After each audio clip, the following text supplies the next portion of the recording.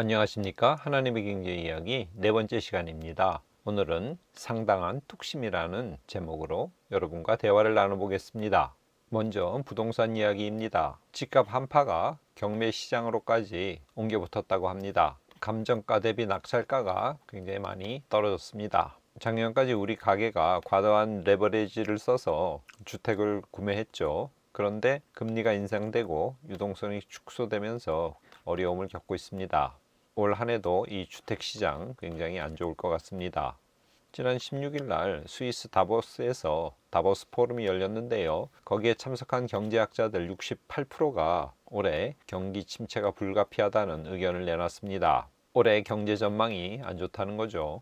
지난주에도 비트코인에 대해서 잠깐 언급을 했는데요. 지금 이 영상을 찍는 토요일 오후 9시에 23,000달러를 돌파했습니다. 말 그대로 비트코인 가격이 지금 급등하고 있습니다.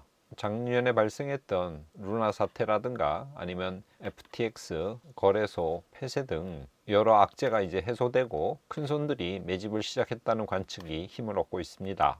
과연 올해 비트코인 얼마까지 올라가는지 관심을 갖고 지켜봐야 될 것 같습니다. 기술적 분석으로 유명한 월터 디머는 최근 탈피 모멘텀이 발생했다며 이는 강세장에 들어섰음을 의미한다고 주장했습니다. 그러면서 이에 대비해서 증시에 참여하라는 조언을 내놨습니다. CNBC의 시장 전문 칼럼니스트 마이크 센톨리도 강세장 시나리오를 내놨습니다.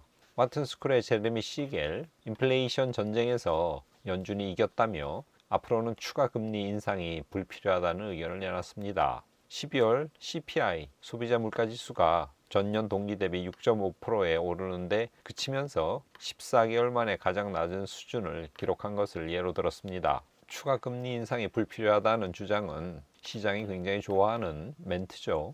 제러미 시겔 교수는 지난해 말에 내년, 그러니까 올해죠. 올해 상반기에만 증시가 20% 이상 오를 것이라고 하는 아주 장밋빛 전망을 내놨습니다. 과연 그렇게 될지, 이렇게 되면 많은 사람들이 좋아하겠죠. 삼성전자 매수 매도, 특별히 매수를 언제 하는 것이 좋을지 60개월 이동평균선을 보고 판단할 수 있습니다.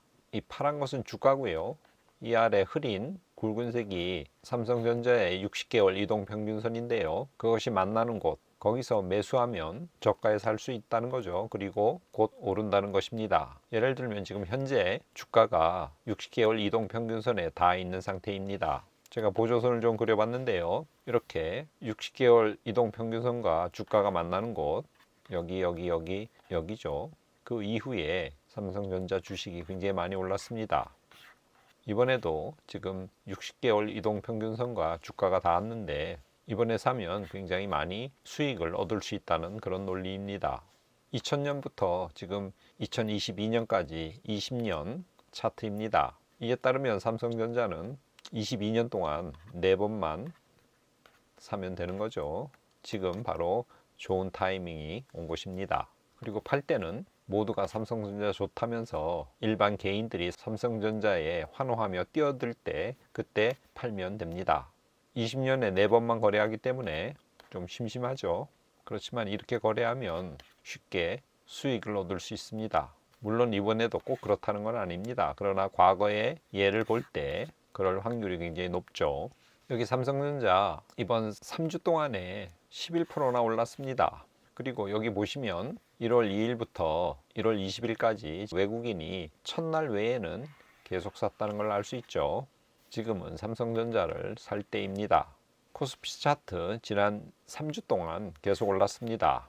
7.62% 상승했습니다. 우리가 체크하는 주요 지수들 중에서 코스피 차트가 올해 들어서 제일 많이 올랐습니다. S&P 500 3주 동안 3.88% 상승했습니다. 지난주에는 많이 하락했다가 주말에 다는 아니지만 하락폭을 상당히 많이 되돌렸죠. 나스닥 차트도 비슷합니다. 지난주에 떨어졌다가 주말에 상당히 올랐습니다. 나스닥은 3주 동안 7.25% 올랐습니다. 유로스톡스 마찬가지로 지난주에 좀 안 좋았죠. 3주 동안 6.84%, 약 7% 올랐습니다. 상해 종합 집가지수 3주 동안 4.76% 상승했습니다. 비트코인 3주 동안 말 그대로 폭등했습니다. 거의 37%나 올랐습니다. 텍사스 원유 가격 1월 2일부터 현재까지 약 1.37% 올랐습니다. 중국의 경제가 재개되면서 수요가 다시 늘고 있는 탓에 유가가 상승하고 있습니다. 현재 배럴당 81.53달러입니다. 금 가격도 지금 계속 오르고 있죠. 올 들어서 5.64% 상승했습니다. 지금 온스당 1925불 수준입니다. 미국 2년물 국채금리 4.75% 정점에서 계속 떨어지고 있습니다. 연준이 더 이상 금리를 많이 올리는데 한계가 있다고 시장은 바라보고 있는 것입니다. 미 10년물 국채금리 이것도 계속 떨어지죠. 작년 말 올 초에 올랐다가 지금 하락하고 있습니다. 미국 달러 인덱스 6개월 차트입니다. 달러가 계속 약세로 내려가고 있습니다. 그래서 달러 원화 환율 1,400원대에서 지금 1,200원대로 내려왔죠. 저는 이번 주 제목을 상당한 뚝심이라고 정해봤습니다. 경기 침체의 시그널에도 불구하고 시장은 대단한 뚝심을 보이면서 계속 상승했기 때문에 이런 제목을 붙였습니다. 18일 날 미국 12월 생산자 물가지수 PPI가 발표되었습니다. 전월 대비 0.5% 떨어진 것으로 나왔습니다. 시장 예상은 마이너스 0.1%였는데 그것보다 더 많이 떨어졌죠. 이것은 20년 4월 이후 최대 하락폭입니다. 그리고 비슷한 시간에 12월 소매 판매 지수가 발표되었습니다. 전월비 마이너스 1.1% 떨어진 것으로 나왔습니다. 예상은 마이너스 1%였는데 그것보다 더 많이 떨어졌죠. 2달 연속 감소한 것입니다. 생산자 물가지수나 소매 판매 지수가 안 좋다는 소식에 그날 증시가 상당히 많이 하락했습니다. 그리고 요즘 국채 3개월물과 국채 10년물 수익률 곡선의 역전폭이 100bp 이상으로 벌어졌습니다. 이것은 역대 최대 수준입니다. 이 수익률 곡선 역전폭이 벌어지면 예외 없이 지금까지 침체가 왔습니다. 그래서 연준은 이 지표를 굉장히 유심히 체크하죠. 지난주 금요일 날 알파벳이 6%의 인원을 정리 해고한다고 발표를 했습니다. 그리고 테슬라가 가격을 인하한 후에 중국과 독일에서 판매가 급증했다는 소식이 들렸습니다. 이에 주가가 많이 상승했습니다. 또한 같은 날 크리스토퍼 윌러 연준 이사가 2월 1일 날 있을 회의에서 자신은 25bp 인상을 선호한다고 발표를 했습니다. 금리를 적게 올린다는 이 소식에 시장은 더욱더 상승에 힘을 실었습니다. 골드만삭스가 16일 날 런던에서 글로벌 전략 컨퍼런스를 열었습니다. 여기 참석자들 대상으로 설문을 벌였는데요. 그 중에 73%가 올해 긍정적인 수익률을 기대한다고 답변했습니다. 또한 어느 곳이 올해 가장 유망할 것이냐는 질문에 48%가 일본을 제외한 아시아일 것이라고 답했습니다. 작년에는 이 질문에 18%만이 아시아가 유망할 것이라고 답변을 했습니다. 여기에는 물론 중국을 염두에 둔 것이지만 한국도 있죠. 올 3주 동안 주요 증시 중에서 지금 코스피가 가장 많이 올랐습니다. 미국 S&P 500 지수 지난 금요일 날 50일 이동평균 위로 올라서 있고요. 그리고 200일 평균에 지금 도달한 상태입니다. 다음 그림을 보시면요. 작년 1월 초 이래로 지금 하락 추세선을 이렇게 그을 수 있습니다. 현재 5번째 돌파 시도를 하고 있습니다.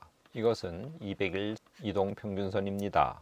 지금까지는 저점이 계속 낮아졌죠. 그런데 이번 네 번째와 다섯 번째에서는 이전 저점보다 저점이 지금 높아진 상태에서 돌파를 시도하고 있습니다. 과연 S&P 500 지수가 200일 이평선을 뚫고 위로 올라갈지 아니면 다시 한번 내려올지, 현재 3972라고 하는 S&P 500 지수는 굉장히 중요한 자리에 서 있다고 볼 수 있습니다. 깽호의 경제 이야기 네 번째 상당한 뚝심, 오늘은 이것으로 마치겠습니다. 감사합니다.